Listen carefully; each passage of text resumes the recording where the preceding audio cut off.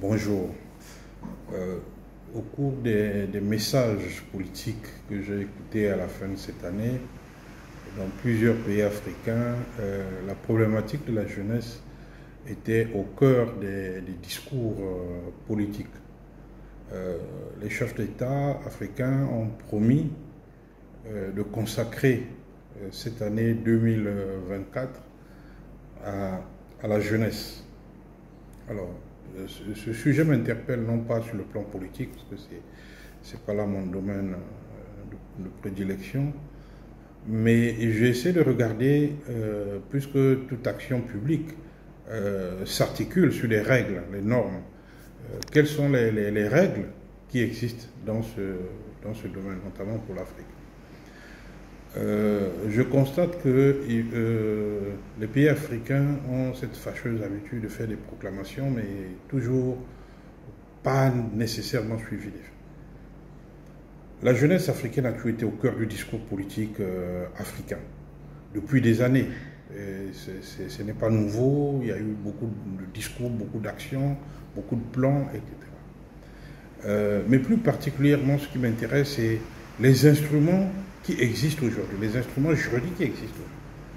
Il y a notamment deux textes juridiques contraignants qui me semblent majeurs. Il y a, dans le cadre de l'Union africaine, la Charte africaine de la jeunesse.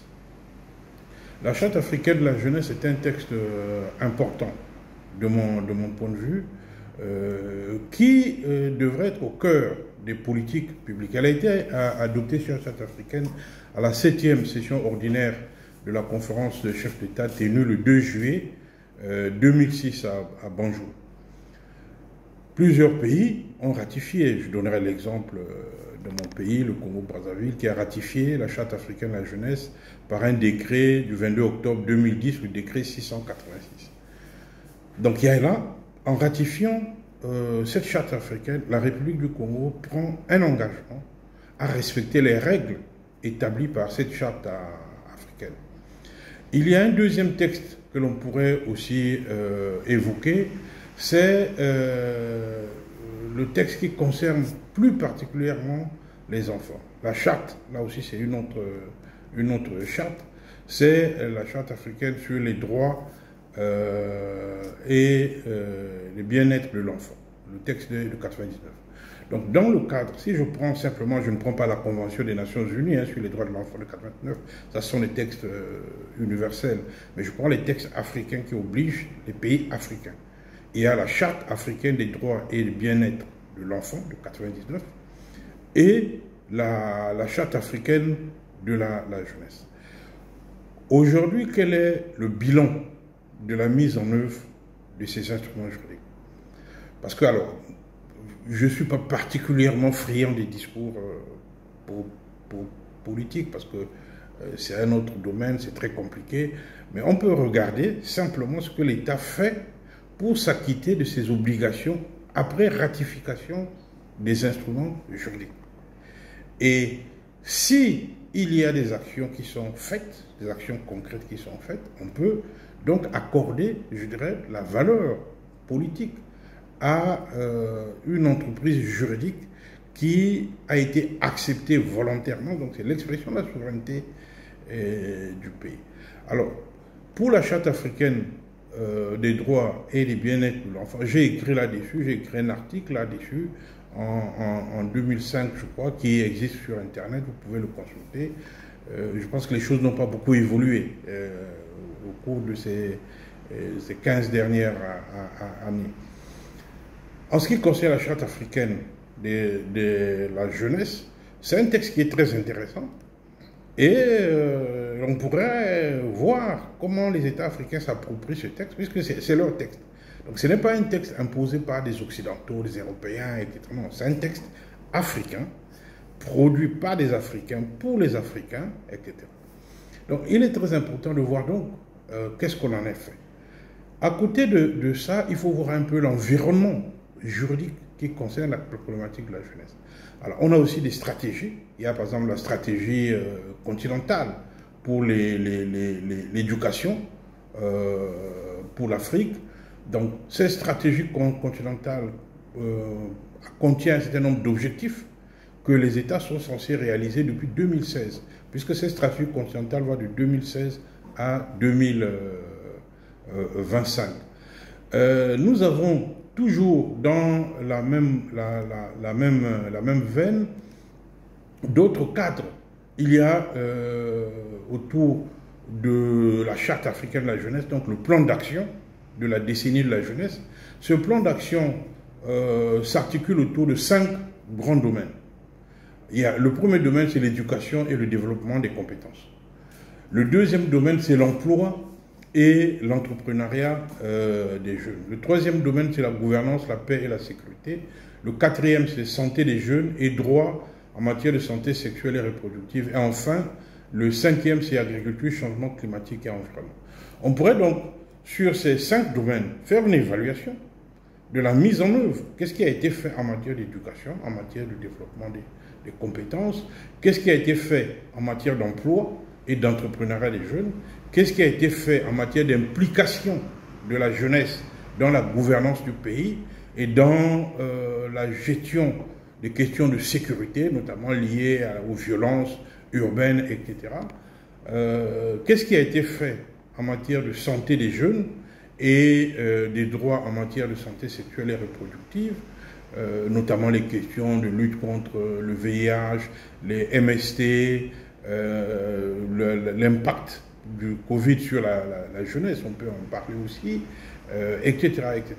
Et puis, qu'est-ce qui a été fait en ce qui concerne l'agriculture, l'adaptation climatique? Il y aura des répercussions sur la jeunesse, puisque aujourd'hui l'Afrique, avec ses près de 450 millions de jeunes, et c'est cette jeunesse qui connaîtra les effets, les conséquences des changements climatiques dans les 50 ans qui viennent. Donc, qu'est-ce qui a été fait pour préparer cette jeunesse à l'adaptation climatique et toutes les problématiques de l'environnement? Donc, ce sont ces éléments concrets qu'il faut analyser pour comprendre l'état réel de la mise en œuvre de la Charte africaine de la jeunesse. Alors, ce texte, les Chartes africaines de la jeunesse, je pense que c'est un texte qui est important. Il a toujours été quelque part un peu marginalisé, sous-estimé, mais je pense qu'il pose des grands principes que les jeunes africains doivent s'approprier, pour que ce soit en matière politique, la liberté, toutes les grandes libertés qui sont consacrées dans cette charte, qu'il s'agisse de liberté de circulation, d'expression, d'opinion, d'association, de conscience, de religion, etc.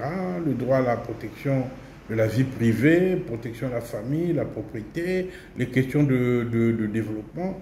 Mais surtout, pour les jeunes, il faut qu'ils en prennent conscience, c'est que cette charte consacre les responsabilités des jeunes eux-mêmes. Quelles sont leurs responsabilités vis-à-vis de leur famille, vis-à-vis de leur pays et vis-à-vis de l'Afrique, de façon générale. Et là, vous avez l'article 26, alinéa A de cette charte-là, qui est un article, je dirais, symbolique même, puisque cet article 26 demande aux jeunes africains d'être le garant de leur propre développement.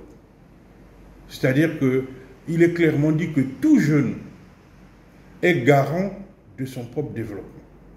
Il doit être le garant de son propre développement. Alors, il faut comprendre toute cette philosophie. Comment tout jeune africain qui a des devoirs vis-à-vis de sa famille, de sa société, de l'État et de la communauté internationale, doit être garant vis-à-vis de son peuple. Et c'est le point qui m'intéresse en particulier. Comment le jeune va-t-il garantir son propre développement? C'est énorme.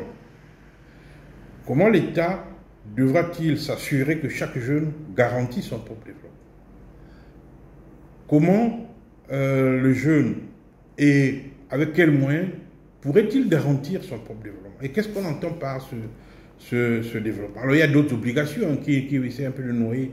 Tout ça, on dit qu'il a l'obligation de protéger la vie familiale, de respecter ses parents, les personnes âgées, et de les assister, etc., etc., de s'engager dans des activités de volontariat, de bénévolat.